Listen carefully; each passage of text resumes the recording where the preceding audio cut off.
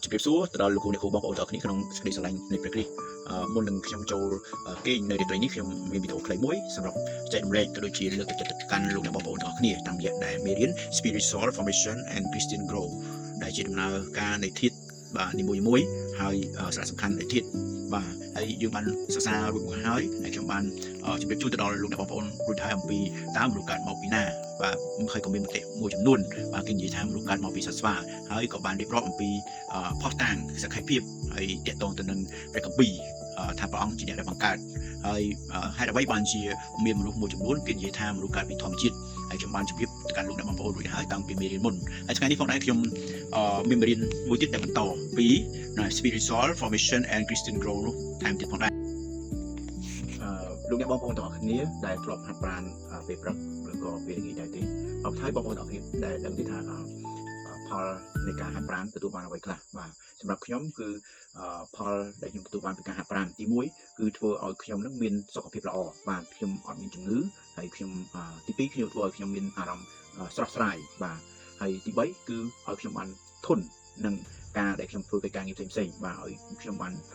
មានកម្លាំងគ្រប់គ្រាន់ក្នុងការដែលបំពេញការងារផ្សេងៗដែរគឺជាផលប្រយោជន៍នៃការមកពីការហាត់ប្រាណ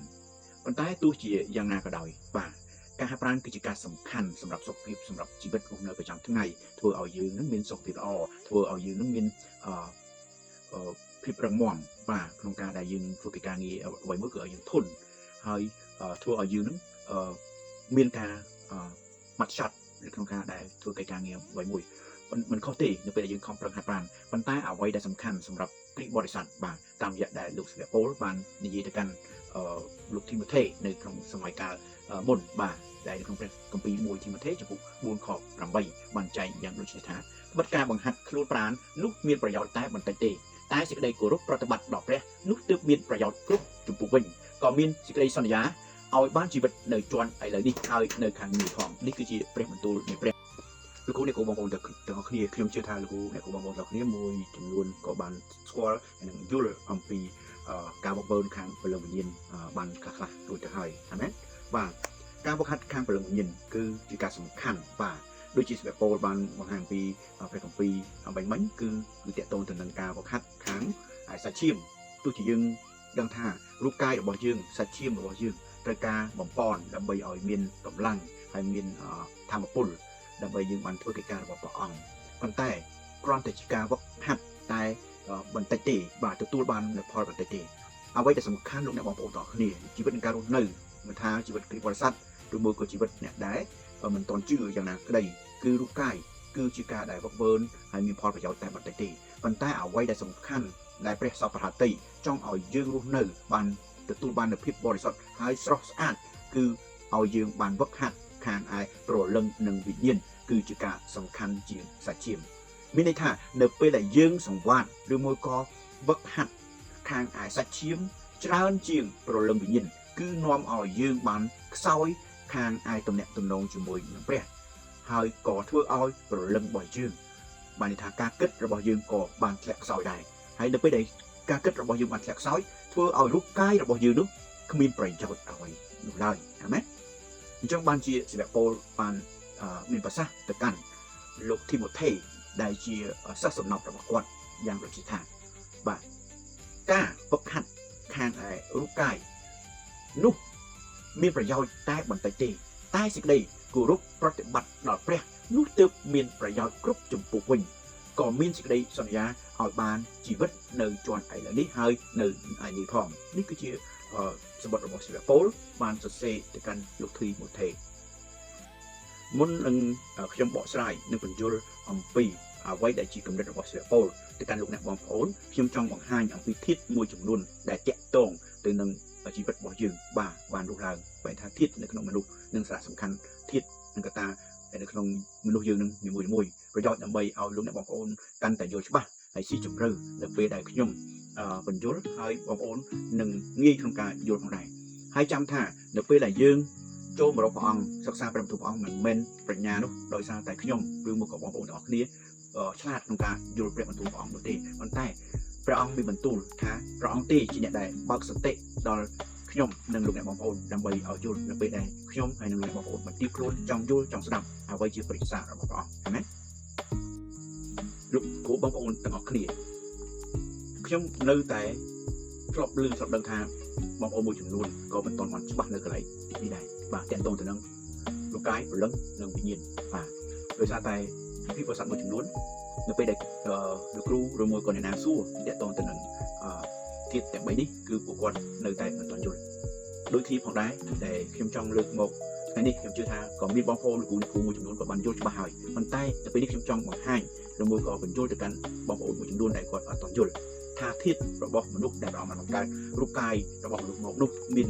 ធាតុអ្វីខ្លះហើយកត្តាអ្វីខ្លះខ្ញុំអត់ដឹងថាយកពាក្យណាមកចំនួនធាតុឬមួយកត្តានៅពេលដែលខ្ញុំបញ្យល់នេះបាននោះទេប៉ុន្តែខ្ញុំគិតថាបងប្អូនទាំងគ្នានឹងអធិស្ឋានហើយខ្ញុំដោយសារតែខ្ញុំធ្លាប់លើពីលោកគ្រូបងប្អូនមួយចំនួនគាត់នៅពេលខ្ញុំនិយាយអំពីធាតុឬមួយកត្តានៅក្នុងការដែលព្រះអង្គបង្កើតមនុស្សមកនោះគាត់តែងនិយាយពីថាបើសិនជានិយាយពីធាតុគឺអាចប៉ះពាល់ទៅនឹងសាសនាប៉ុន្តែខ្ញុំចង់និយាយឲ្យទូលំទូលាយទៅកាន់លោកអ្នកបងប្អូនថាទោះជាបងប្អូនយល់របៀបណាក៏ដោយប៉ុន្តែខ្ញុំចង់និយាយថាភាសាខ្មែរពេលខ្លះពិបាកក្នុងការដែលយើងយកពាក្យណាមកជំនួសដើម្បីឲ្យយើងយល់នោះឡើយបាទទេបាទដូច្នេះខ្ញុំយកពាក្យធាតុបាទធាតុឬមួយកត្តានេះដើម្បីបញ្យល់ទៅកាន់លោកអ្នកបងប្អូនបាទនៅក្នុងជីវិតរបស់មនុស្សបាទមនុស្សតែជាតួទាំងមូលហើយមានជីវិតរស់នៅសប្តាហ៍ថ្ងៃនេះគេថាធាតុឬកត្តាមាន3គឺទី1ព្រលឹងទី2គឺទី1គឺវិញ្ញាណទី2ព្រលឹងទី3គឺរូបកាយបាទព្រលឹងគឺជាការដែលព្រះអង្គបង្កើតមកឲ្យមនុស្សដល់មកកាន់មនុស្សដើម្បីឲ្យមានការទំនាក់ទំនងជាមួយនឹងព្រះអង្គបាទហើយចំណែកឯព្រលឹងគឺជាគំនិតអារម្មណ៍ឆន្ទៈបាទឯចំណែកឯរូបកាយគឺជាសាច់ឈាមបាទសាច់ឈាមបាទដែលព្រះអង្គម្ចាស់បានយកធូលីដីមកសូនធ្វើជារូបមនុស្សដែលមានរូបដូចជាអង្គទ្រង់បាទហើយព្រះអង្គបានផ្លុំខ្យល់ដង្ហើមចូលទៅដល់រូបច្រមុះនោះក៏មានព្រលឹងហើយមានជីវិតរស់ឡើងហើយព្រលឹងក៏មាននៅក្នុងខ្លួនរបស់យើងនោះផងដែរទើបបានជាឲ្យយើងមានតួជាមនុស្សមានព្រលឹងមានការគិតត្រឹមត្រូវហើយមានការទំនាក់ទំនងជាមួយព្រះអង្គច្បាស់លាស់ហើយខ្ញុំបញ្យល់ម្ដងទៀតបាទខ្ញុំបញ្យល់អំពីរូបកាយបាទរូបកាយគេថា body បាទជាផ្នែកមួយដែលយើងអាចមើលឃើញនិងអាចប៉ះពាល់បានបាទជាផ្នែកមួយដែលយើងមើលឃើញហើយនឹងប៉ះពាល់បានហើយមុខងារដែលថា function របស់រូបកាយបាទគឺជាមធ្យោបាយឬក៏អាចនិយាយបានជាសម្ភារបំពាក់នៅលើផែនដីបាទសម្ភារបំពាក់លើផែនដីបានថារូបកាយរបស់យើងគឺសម្រាប់ទ្រទ្រង់នៅព្រលឹងហើយនឹងវិញ្ញាណបាទសម្រាប់ដឹកនាំនាំបញ្ជូនបាទព្រលឹងនិងវិញ្ញាណបាទដែលព្រលឹងនិងវិញ្ញាណសម្រាប់ឲ្យយើងរស់នៅនិងធ្វើសកម្មភាពក្នុងការរស់នៅដែលយើងរស់នៅលើផែនដីនេះបាទនៅឡើយកត្តាសំខាន់គេថាជា key factor ការរូបកាយគឺយើងអាចមើលឃើញបាទសាយបាទអាចមើលឃើញការស្ដាប់ឮបាទ hearing បាទការស្ដាប់ឮហើយនឹងរូបកាយគឺការដែលធុំក្លិនបាទធុំក្លិនមនុស្សធុំក្លិនបាទនឹងជា smell បាទហើយរូបកាយការជាការភ្លុករសជាតិបែបថា test បាទហើយរូបកាយគឺការប៉ះពាល់បាទ touch អ្វីទាំងនេះគឺជាញាណទាំង5បាទគេហៅថាញាណទាំង5លោកបងប្អូនដែលជារូបកាយប្រើដើម្បីទទួលព័ត៌មាននៅលើលោកកាយនេះបាទថានៅពេលដែលយើងមានជីវិតរស់នៅបាទយើងអាចប្រើរូបកាយដើម្បីនឹងឲ្យស្គាល់ពីអ្វីៗផ្សេងៗតាមរយៈការមើលឃើញការស្ដាប់ឮការធុំក្លិនឬក៏ភ្លក់រសជាតិបាទឲ្យដឹងរសជាតិឬមួយក៏ការប៉ះពាល់បាទគឺគេហៅថាធាតុទាំង5ហើយតកតងនឹងព្រលឹងវិញម្ដងបាទគេហៅថា the soul បាទ the soul បាទព្រលឹងគឺជាផ្នែកអរូបីនៃបុគ្គលិកលក្ខណៈបាទបុគ្គលិកលក្ខណៈដែលគេច្រើនហៅថាខ្លួនឯងបាទខ្លួនឯង self ឬក៏ snow នៃអត្តសញ្ញាណ snow នៃអត្តសញ្ញាណបាទព្រលឹងគឺជា snow នៃអត្តសញ្ញាណរបស់យើងបាទថាព្រលឹងគឺនៅកណ្ដាលបាទថានៅជាប់នឹងសាច់ឈាមប៉ុន្តែមានន័យថាវានៅកណ្ដាលបាទនៅចន្លោះកណ្ដាលបាទរវាងរូបកាយហើយនឹងព្រលឹងបាទបានន័យថាព្រលឹងគឺមានតួនាទីដែលសំខាន់ផងដែរបាទព្រលឹងគឺជាចំណុចកណ្ដាលរវាងរូបកាយនិងវិញ្ញាណបាទវាជាកន្លែងដែលមនុស្សធ្វើការសម្រេចចិត្តនិងប្រើចន្ទៈសេរីបាទព្រលឹងគឺជាការដែលអាចនឹងសម្រេចចិត្តបាទហើយនឹងប្រើឆន្ទៈសេរីបាទកន្លែងនេះគឺសំខាន់ណាស់លោកអ្នកបងប្អូនបាទព្រលឹងគឺសំខាន់ណាស់បងប្អូនកាលណាព្រលឹងយើងខ្សោយបាទរូបកាយយើងនឹងក៏ពិបាកក្នុងការទទួលសញ្ញាអ្វីមួយដែរបាទមួយឧទាហរណ៍ថានៅពេលដែលយើងព្រលឹងយើងខ្សោយបាទថាយើងធ្លាក់ខ្លួនឈឺបាទរូបកាយរបស់យើងទទួលនៃការ test ឬមួយក៏ការប៉ះពាល់ឬមួយអារម្មណ៍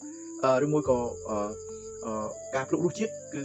បោះណាស់បងប្អូន គឺលែងសូវមានរសជាតិមានអីហើយគឺបានថាខ្សោយអញ្ចឹងបានជាមនុស្សស្លាប់នៅពេលដែលបាត់ព្រលឹងទៅគឺមនុស្សរូបកាយនោះដូចជាគល់ឈើអញ្ចឹងបងប្អូនបាទគ្មានន័យអ្វីទាល់តែសោះបាទអញ្ចឹងព្រលឹងនេះគឺសំខាន់ណាស់បងប្អូន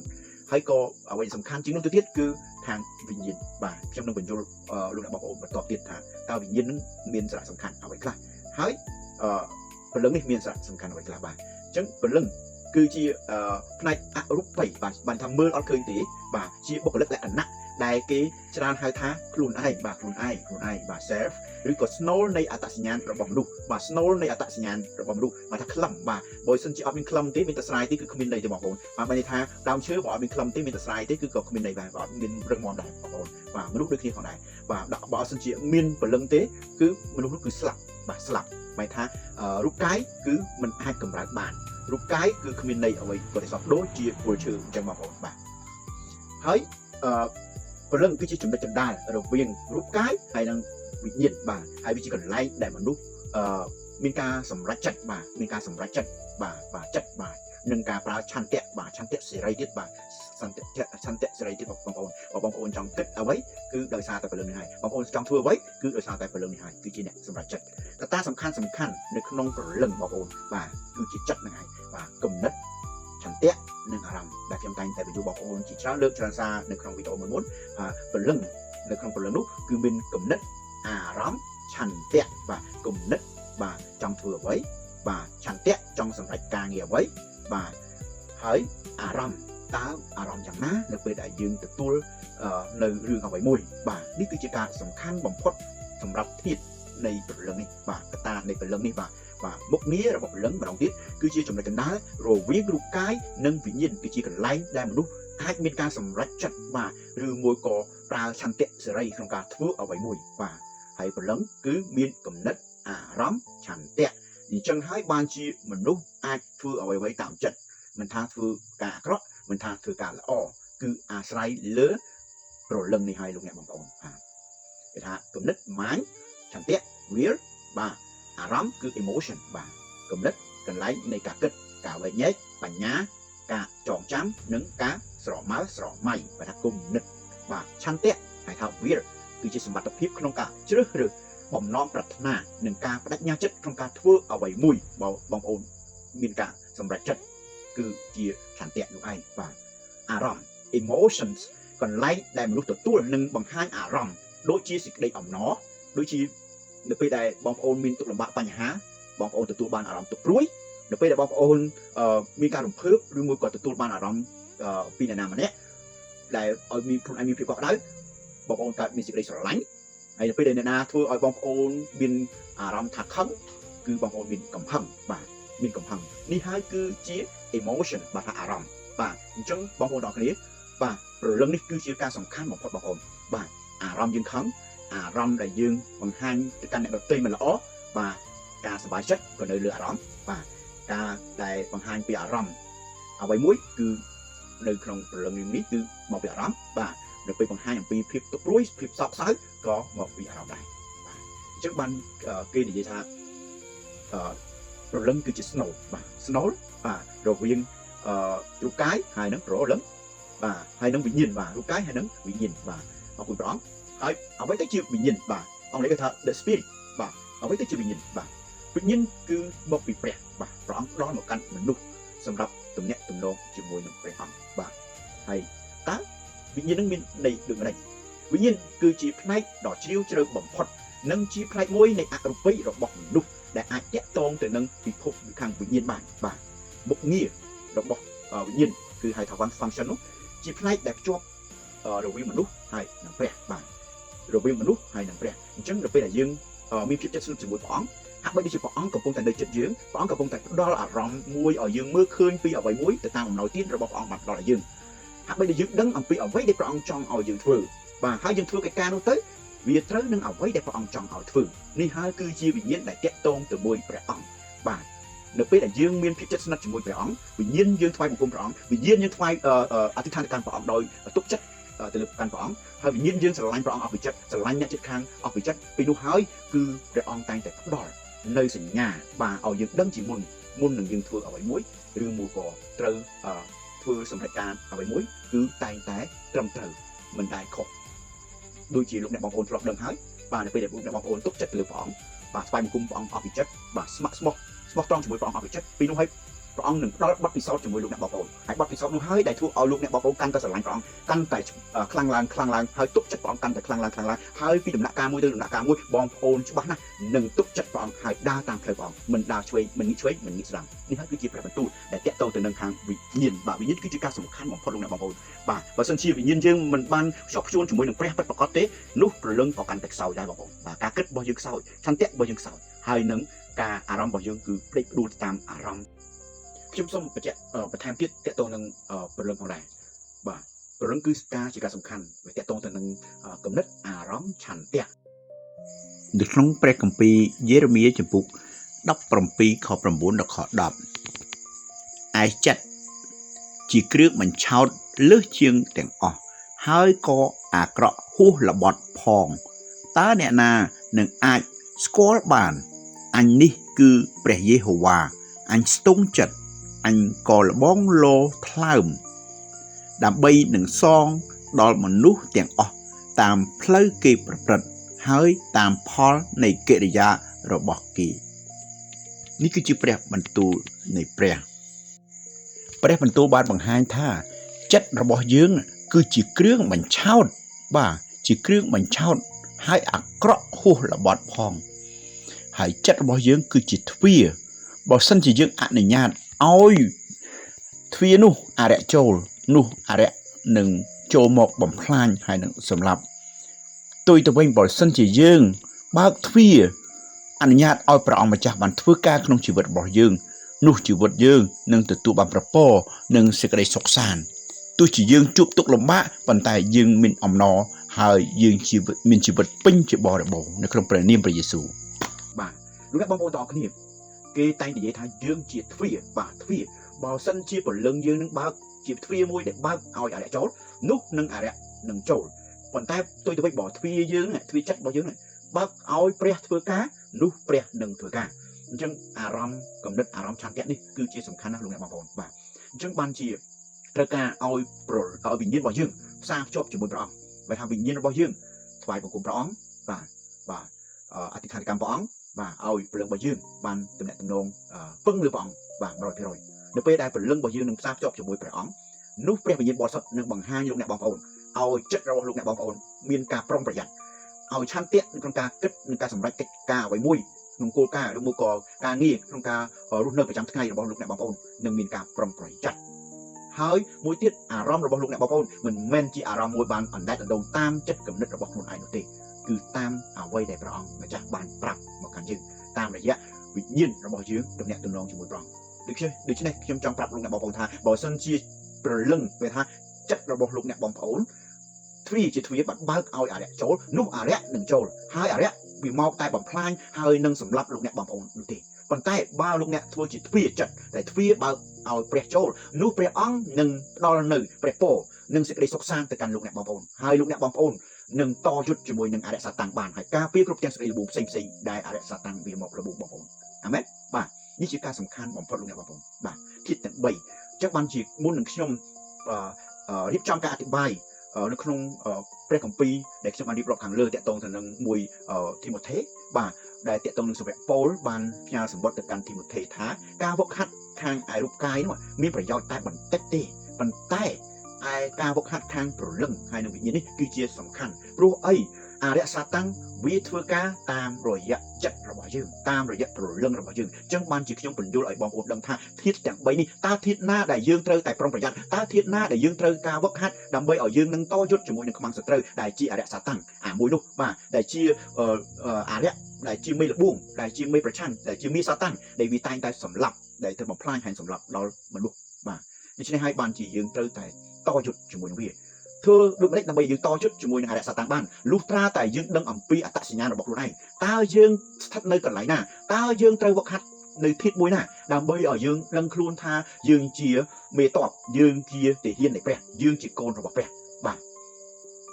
ដូច្នេះបានជាខ្ញុំបានលើកពីមេរៀនអំពី spiritual formation and Christian role នេះគឺជាការសំខាន់ទៅលើលោកអ្នកបងប្អូនបាទយើងមើលទៅចំណងជើងពីដំបូងមកហាក់បីដូចជាស្រួលបាទហាក់បីដូចជាមិនសូវចាប់អារម្មណ៍សម្រាប់លោកអ្នកបងប្អូនទេព្រោះអីព្រះគម្ពីរមិនមែនជាការងាយក្នុងការយល់ក្នុងការអានបើមិនជាគ្មានព្រះវិញ្ញាណបរិសុទ្ធក្នុងការបើកសតិឬបើកផ្នែកខាងវិញ្ញាណឲ្យបងប្អូនបានយល់ទេបាទ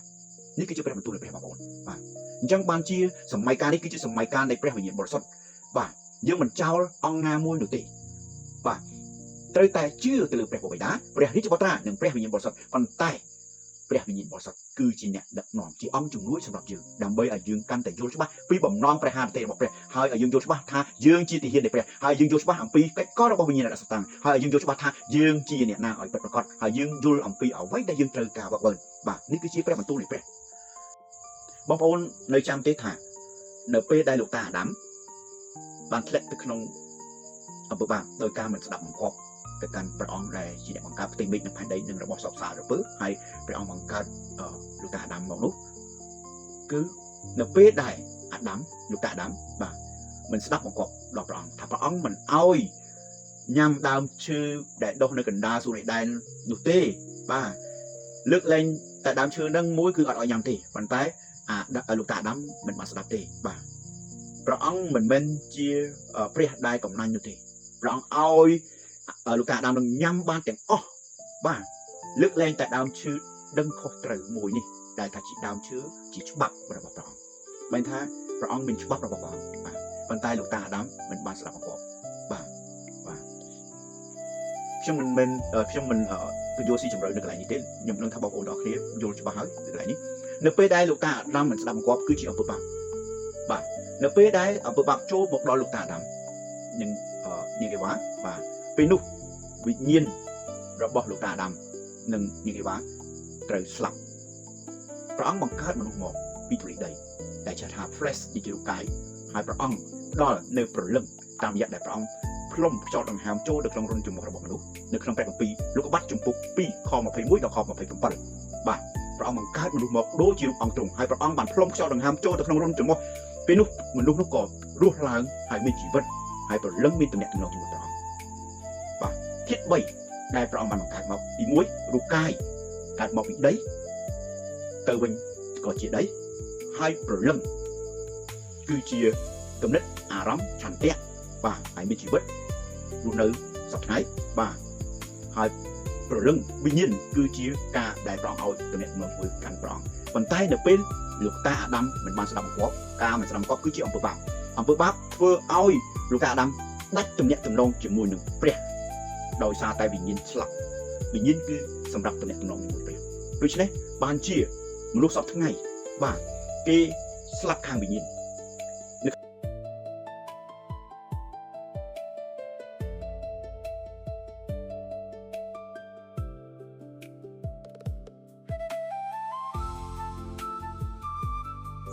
នៅក្នុងព្រះគម្ពីរអេសាយចំពុក59ខ2គឺជាអំពើទុច្ចរិតរបស់ឯងរាល់គ្នាដែលបានខណ្ឌជាកណ្ដាលឯងហើយនឹងព្រះនៃឯងទេតើ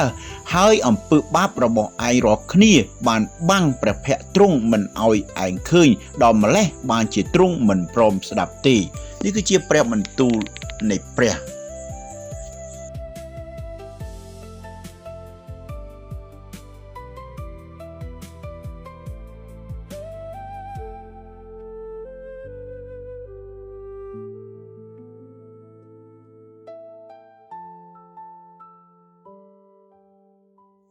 ម្ដងទៀតនៅក្នុងព្រះគម្ពីរអេសាយចំពុក1ខ18ព្រះយេហូវ៉ាទ្រង់មានបន្ទូលថាមកចុះយើងនឹងពិភាក្សាជាមួយនឹងគ្នាទោះបើអំពើបាបរបស់ឯងដូចជាពណ៌ក្រហមតេងក៏ដោយគង់តែនឹងបានសដូចជាហេម៉ាក់ទោះបើក្រហមឆ្អៅក៏ដោយគង់តែនឹងបានដូចជារោមជាមដែរអាមែននេះគឺជាព្រះបន្ទូលនៃព្រះទោះជាយើងមានអំពើបាបយ៉ាងណាក៏ដោយនៅពេលដែលចូលមករកព្រះអង្គដោយបន្ទាបខ្លួនដោយដឹងខ្លួនថាខ្លួនឯងមិនអាចជួយខ្លួនឯងបានទេថាខ្លួនឯងមានបាបនោះយើងចូលមករកព្រះអង្គជាព្រះសង្គ្រោះសម្រាប់ជីវិតរបស់យើងនោះព្រះអង្គនឹងសង្គ្រោះអាមែនតាមរយៈព្រះយេស៊ូវគ្រីស្ទគឺគ្មានព្រះណាដែលអាចសង្គ្រោះជីវិតរបស់មនុស្សបានឡើយក្រៅពីតួអង្គព្រះយេស៊ូវគ្រីស្ទអាមែន